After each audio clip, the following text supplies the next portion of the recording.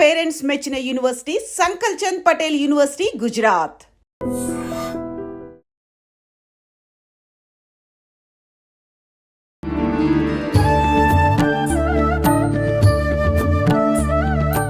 నమస్కారం అండి. శ్రీమాత్రే నమః.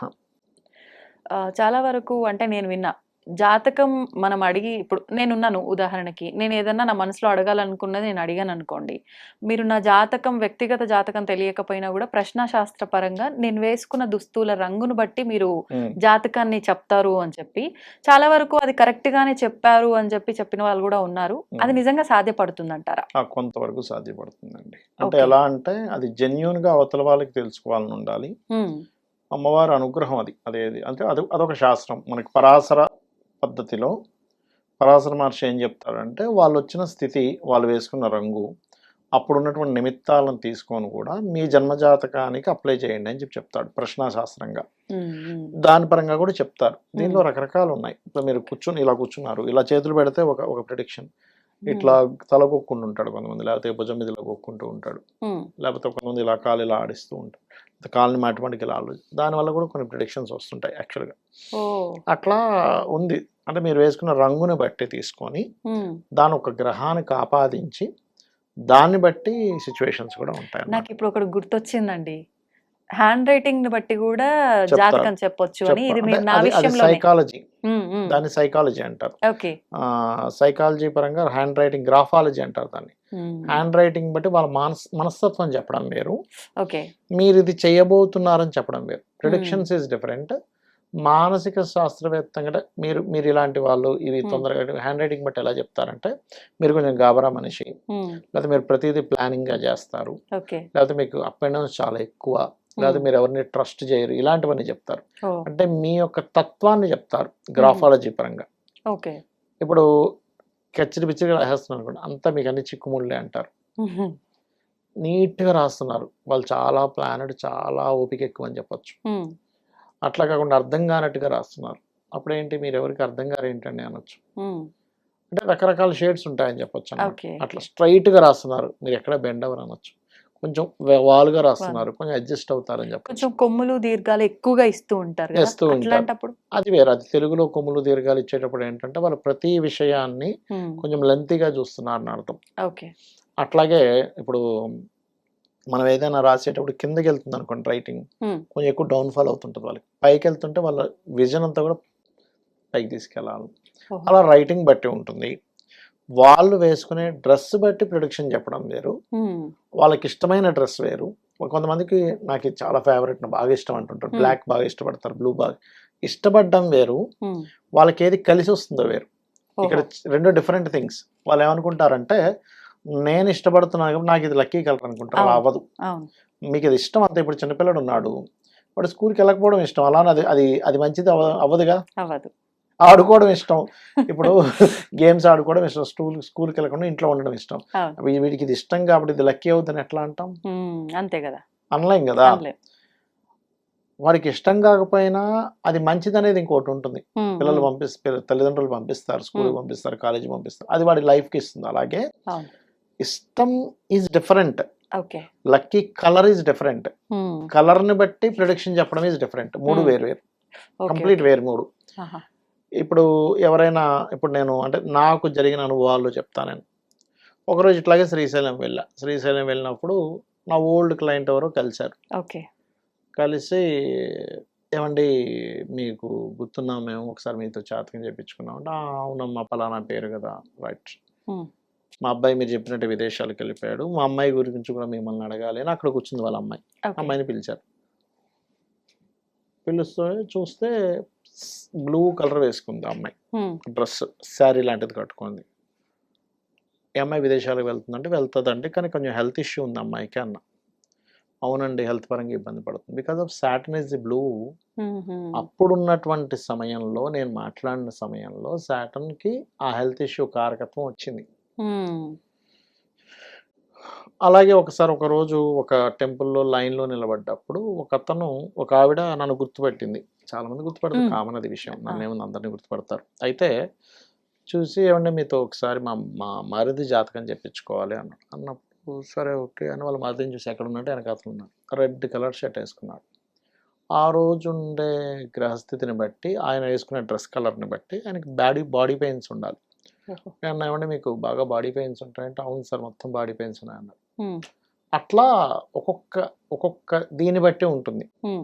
అలాగే నా పక్కనే ఒక అతను బాగా ఎడ్యుకేటెడ్, నేను ఎవరో తెలియదు అతనికి, పవనాథ్ మామూలు మాట్లాడుతూ ఉన్నాడు నాతో.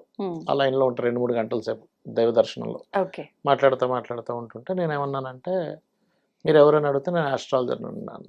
అంటే ఆస్ట్రాలజర్ అంటే మరి మీకు ఎట్లా చూపించుకోవాలి? అవునా నాకు తెలియదు, ఇంతసేపు నుంచి మీతో మాట్లాడుతున్నాను. ఎలా చెప్పొచ్చు అంటే, ఏముందంటే డ్రెస్ బట్టి కూడా చెప్పొచ్చు. మీరు ఇప్పుడు ఈ మధ్య మొత్తం మీరు ఆధ్యాత్మికంలోకి వచ్చారు, అంతకుముందు లేదు మీరు ఇలాగంటే, అవును సార్ 3 months నుంచి రీసెంట్గా వచ్చాను అన్నాడు. బికాజ్ ఆఫ్ ఆయన వేసుకున్నటువంటి డ్రెస్సు కలరు నాట్ అంటే ఒక ముడేసామంటే దట్ ఈస్ కేతు. అది వేసుకున్న కలర్ ఏదైతుందో ఆధ్యాత్మికంగా కేతు అండ్ మూన్ కాంబినేషన్లో వచ్చింది అక్కడ. ఒకరోజు ఇలాగే శ్రీశైలంలో కూర్చొని జపం చేసుకుంటున్నా, అక్కడ అప్పుడప్పుడు వెళ్తుంటాను, పోయి అట్లా జపాలు చేసుకుంటా కూర్చుంటుంటా. అంటే అది యాక్చువల్గా పార్ట్ ఆఫ్ ఇది ఆస్ట్రాలజీ వాస్తు చేసేవాళ్ళు ఖచ్చితంగా అనుష్ఠానం చేయాలి. ఎందుకంటే మనం ఏదో క్యాలిక్యులేషన్స్ వేసుకొని చెప్పేది కాదు, అది కొంతవరకే. దైవం పలికిస్తుంది, అమ్మవారే చేయిస్తుంది అనేటువంటి భావనతో, కృతజ్ఞతా భావంతో మనం కనీసం రోజుకు ఒక 3 గంటల అనుష్ఠానంలో ఉండాలి ఆస్ట్రాలజీలో ఉన్నప్పుడు. జ్యోతిష్యం కావచ్చు, వాస్తు కావచ్చు. ఎందుకంటే వాస్తుకి ఎందుకు అంటే, మీరు వెళ్ళి వాస్తు చేస్తారు, అక్కడ ఏదైనా నెగిటివ్ మిమ్మల్ని పట్టుకుంటుంది. యాక్చువల్ నువ్వు సెట్ చేస్తున్నావు పోయి, అదేం చేస్తుంది, ఇన్ని రోజుల నుంచి ఇంట్లో వండి తింటా కూర్చుంది, నువ్వు పోయి సెట్ చేస్తే దానికి ఫుడ్ పోయిందిగా, అప్పుడు నిన్ను పట్టుకుంటుంది. నీకు అనుష్ఠానం ఉంటే నువ్వు ఆగగలుగుతావు. అందుకే నా స్టూడెంట్స్కి అదే చెప్తారు, నాన్న మీరు అనుష్ఠానాలు లేకుండా పోయి కన్సల్టెన్సీస్ చేయకండి, అనుష్ఠానం చేయండి, కన్సల్టెన్సీ చేయండి అని చెప్తాను ఆ స్టూడెంట్స్ అందరికీ కూడా. అంటే అప్పుడు వాక్కు కరెక్ట్గా వస్తుంది, వాక్కు వస్తుంది, మాకు ఒక ఎనర్జీ చెప్పిస్తుందమ్మా. మనం చెప్పేది కాదు, యాక్చువల్ మనం ఏదో చెప్తున్నాం అనుకుంటాం, కాదు, అమ్మవారు పలికిస్తుంది. లైవ్ లో మనం ఏమైనా టెస్ట్ చేద్దాం, ఇప్పుడు మన టీం కి సంబంధించి రంగు చేద్దాం దాని ఎవరికైనా చేద్దాం. ఇప్పుడు ఎవరికి చేద్దాం చెప్పండి? ఇప్పుడు ఈయన చేద్దాం, ఆయన చేద్దాం అంటే, ఈయనకి బ్లాక్ కలర్ వేసుకున్నాడుగా, బ్లాక్ చిన్న చిన్న డాట్స్ లా ఉంది, ఖచ్చితంగా హెల్త్ ఇష్యూ ఎదుర్కొంటున్నాడు ఇప్పుడు. ఆయన అడగండి ఒకసారి. అంటే ప్రెసెంట్ హెల్త్ ఇష్యూతో ఉన్నాడనా? ఉన్నాడు. చెప్పు శంకర్, ఉన్నావా లేవా? ఉన్నావు కదా. ఓకే, ఏంటి హెల్త్ ఇష్యూ? స్టోన్స్ ఉన్నాయి. ఎందుకు ఆయన చెప్పాలంటే ఆకెవరో అడుగుతున్నాడు. చెప్పేద్దాంలేండి మరి. ఇప్పుడు ఆయనది వైట్ కదా, వైట్ బ్లూవా బ్లాక్? అది బ్లూవా. ఏదైనా ఒక ప్రయాణం ఉంది ఈ మధ్యానికి, ఎక్కడికైనా ప్రయాణం చేద్దాం అనుకుంటున్నారు, ఫ్యామిలీతో కానీ ఏదైనా ప్రయాణం అయితే ఈ మధ్య ఉంది, ఒక ప్రయాణం చేద్దాం అనుకుంటున్నారు మీరు, అవునా కదా చెప్పండి? వెళ్దాం ఉంది కదా, భద్రాచలం వెళ్దాం అనుకుంటున్నారు. Exactly spiritual. ఎందుకంటే కింద ఏమో ఆయన క్రీమ్ కలర్ వేసుకున్నాడు, పైన white is moon, blue is the Saturn moon combination is ప్రయాణము, కింద ఉండేటువంటి క్రీమ్ ఈజ్ ఆధ్యాత్మిక ప్రయాణం అయింది. అందుకే సో అది వర్క్ మీద వెళ్తున్నాడు ఆయన పర్సనల్ ఇష్యూ కాదు అది, because of Saturn is the కర్మకారక ప్లానెట్. అట్లా ఉంటుంది. కాకపోతే ఈయన ఏం చెప్తాడు, చూద్దామని టెస్టింగ్లు చేయకూడదు ఎప్పుడు కూడా. ఆయన ఏంటంటే అది వాళ్ళు జెన్యూన్ గా నాకు ఏదైనా దారి దొరకాలి. ఇప్పుడు ఈయనకి మనం చూసాం, ఈ కెమెరామెన్ చూసాం, ఆరోగ్య సమస్య అన్నప్పుడు బ్లూ వాళ్ళు వచ్చింది కాబట్టి నువ్వులు దానం ఇస్తే సెట్ అయిపోద్ది ఆయనకి. నువ్వులు దానం ఇవ్వాలి, గురుబలాన్ని పెంచుకోవాలి. అంటే ఏం చేయాలి, దక్షిణామూర్తి ఆరాధన, లేకపోతే ఆరోగ్యాన్ని సెట్ చేసే మంత్రం ఉంటుంది లలిత సహస్రనామాల్లో, ఓం సర్వవ్యాధి ప్రశమని సర్వమృత్యు నివారిణి అగ్రగణ్య అచింత్య రూప కలికల్మషనాశిని, అట్లా అనమాట. సో చేసుకోవచ్చు అట్లా. అంటే 100% మీరు అన్నట్టుగా ఉపాసన అదంతా కూడా చేస్తూ ఉంటే ఇవి ఇలా కరెక్ట్ గా చెప్పవచ్చు. నథింగ్, అమ్మవారు దయ తెలిసి మన మీద ఏదో కృప కరుణ వల్ల మనం చెప్పగలుగుతాం. మన క్యాలిక్యులేషన్స్ అవన్నీ 0%, 1% మహా అంటే. ఈ గ్రహం ఇక్కడ ఉంది, ఈ గ్రహం ఇక్కడ ఉందని మనం దృష్టితో చూస్తున్నాం. కానీ ఫైనల్గా ఒక విషయాన్ని మనం చెప్పాలి అంటే అమ్మవారి అనుగ్రహంతోనే. నాకు కాదు, ఈ విశ్వంలో ఎంతమంది ఆస్ట్రాలజర్స్ ఉన్నారు అందరికీ అమ్మవారి అనుగ్రహంతోనే అవుతుంది. అంత అవుతుంది, మనం ఏదో చెప్తున్నాం అంటే అంత లేదు. అంతేలేదు. మీరు చెప్పిన ఉదాహరణలన్నీ మేమైతే లైవ్ లో చూడలేదు, విన్నాం అంతే. మీరు చెప్తారు ఒక ట్రస్ట్ తో ఓకే అనుకోవాలి. ఇప్పుడు ఇది నిజంగా లైవ్ లో అవును, ట్రూ కదా, ఇంకా నమ్మొచ్చు. ఉంటుంది అంటే శాస్త్రంలో ఉన్న విషయమేనండి. అంటే నేనేదో క్రియేట్ చేసింది కాదు, పరాశర మహర్షి చెప్పాడు. వాళ్ళు వేసుకున్న రంగు కూడా వాళ్ళకి ఎఫెక్ట్ చూపిస్తుంది, వాళ్ళు వేసుకున్న దీన్ని బట్టి కూడా వాళ్ళ జీవితంలో ఎక్కడో ఇది ఉంటుంది అనేటువంటిది చెప్పారు.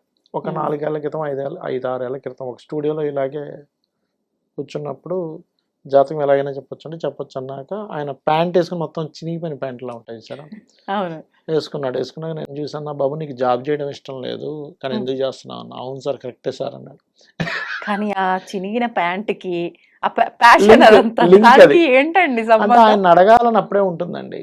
ఓకే. ఆయనకు అడగాలనే స్పృహ కలిగిస్తుంది అమ్మవారే, నాకు చెప్పాలనే స్పృహ కలిగించేది కూడా అమ్మవారే అంటా నేను. ఓకే.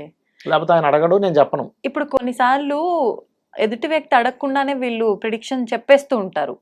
నిజంగా ఎగ్జాక్ట్లీ ఎంత నమ్మని వాళ్ళైనా కొన్ని కీ పాయింట్స్ అట్లా అవును. చెప్పగానే వినాలనిపిస్తుంది. అవును, అవును. ఎందుకని వాళ్ళకి అలా అనిపిస్తుంది చూడగానే? అది కొన్ని ఉపాసన ఇవ్వండి, అది వాళ్ళకి అలా చెప్పే యోగం ఉంటుంది, వాళ్ళకి వినే యోగం ఉంటుంది ఆ సమయంలో. ఓకే. ఓకే. వాళ్ళు ఎవరైనా చెప్తే బాగుందని మనసులో అనుకుంటూ ఉంటారు. ఇప్పుడు ఎందుకు ఒక రోజు నేను ఇట్లాగే యశోద హాస్పిటల్లో ఎవరో నాకు తెలిసిన వాళ్ళు ఎవరో హెల్త్ ఇష్యూ ఉందని వెళ్ళాను. నేను ఓకే.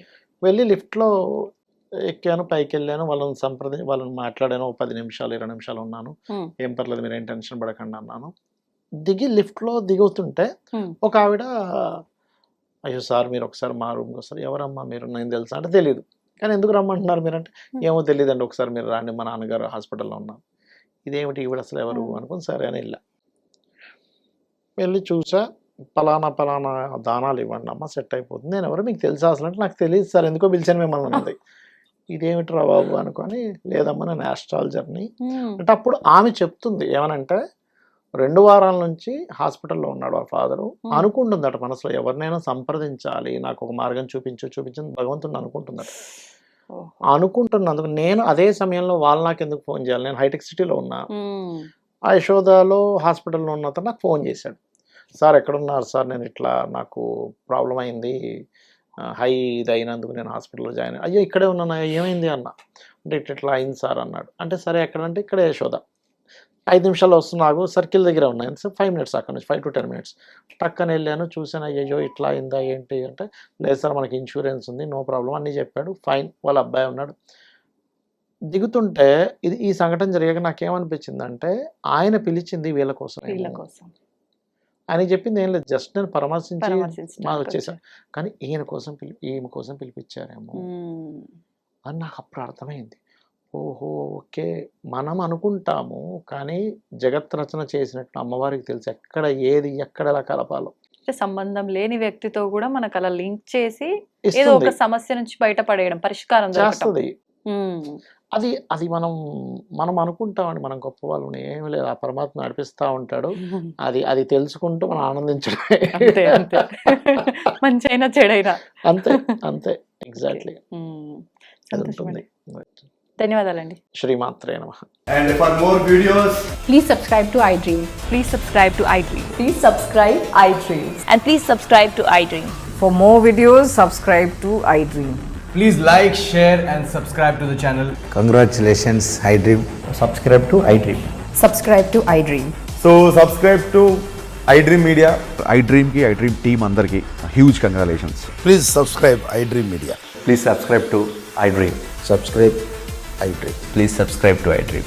iDream అంటే నా కళల ఛానల్ను సబ్స్క్రైబ్ చేసుకున్న నోరు తిరుగుతలేదు, మీరైతే గంట గుర్తు కొట్టండి. For more such videos, please subscribe to iDream.